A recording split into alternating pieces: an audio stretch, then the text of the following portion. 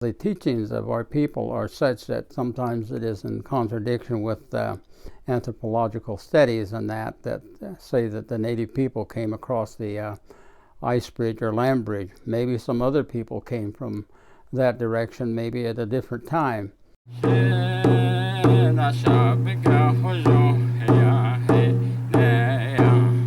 a lot of questions about the information that we acquire and share with our viewers, and it is that the information that we have actually does not come from one single source. It comes from many different people that shared the information with us, and these are the old people, and we're talking here 60 and 70 years ago when so many of them were still alive, such as my grandfather and my great-grandmother and my great-grandfather as well, that they shared information with us on the traditional teachings. And the direction east is something that's very important to our people. It is the direction that our first prayer of the day or most of our prayers are offered. And all of our dwellings and everything else is always open to the direction east. And so that's the most important direction. And the reason is that is the direction that we are told that the holy people brought the Dene to this place that is called the Nebuchadnezzar, which is the place of the land that is beneath the feet of the Dene. And it is that east will always be the most important in the first direction. So the teachings of our people are such that sometimes it is in contradiction with anthropological studies and that say that the native people came across the ice bridge or land bridge. Maybe some other people came from that direction, maybe at a different time. But nonetheless, we are told that we came from the direction east. And once it is understood, our people never ventured back into the direction east once they were here. However, a Sanatlehi, or a changing woman, when she went to be with her husband, she went to the direction west. And so it was that some of the people that went with the Sanatlehi at that time, and they set out and they set sail, and she turned around, she came back, and she gave 7 ceremonies, and those were the protection ceremonies.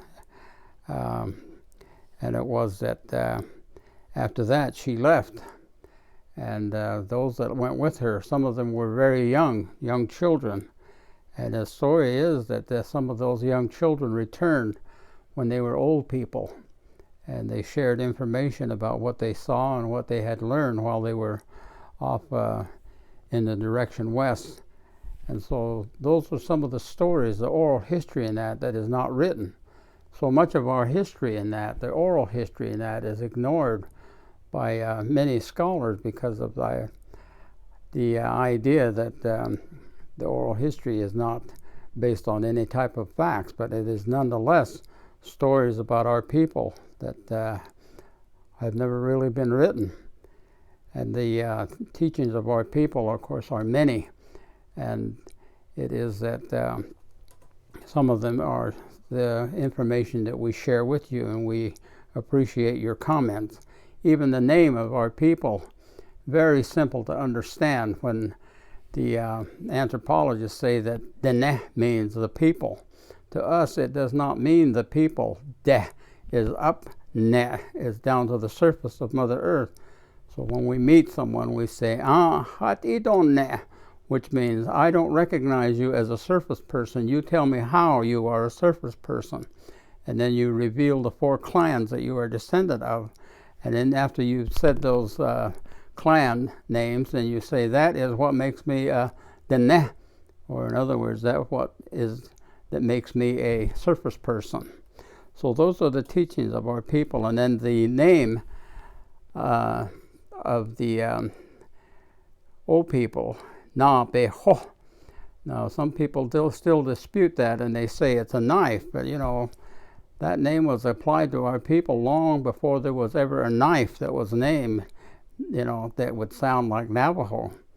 Our people's name and what they referred to themselves way back in the 1940s and the 1930s, before they had a sound system. Anytime that there was an event, the old Navajo people would holler without a sound system, and they would say, "Neni tlini, nabehonehit nini." And those were the words that they would say, and that is the one that's saying we are the no surface to the surface being, and we are called Navajo. And the word Navajo is the name that was given to us. And they say Anasaza.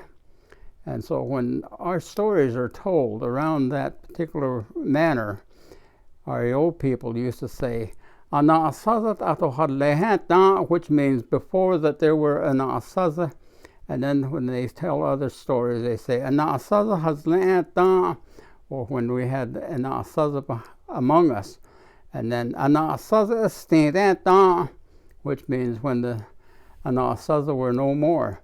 So there are evidence in the way that the traditional oral history was shared that tell us that we were here as the Ne before the Anasaza, and then when the Anasaza were here, and then we are here still after the Anasaza destroyed themselves.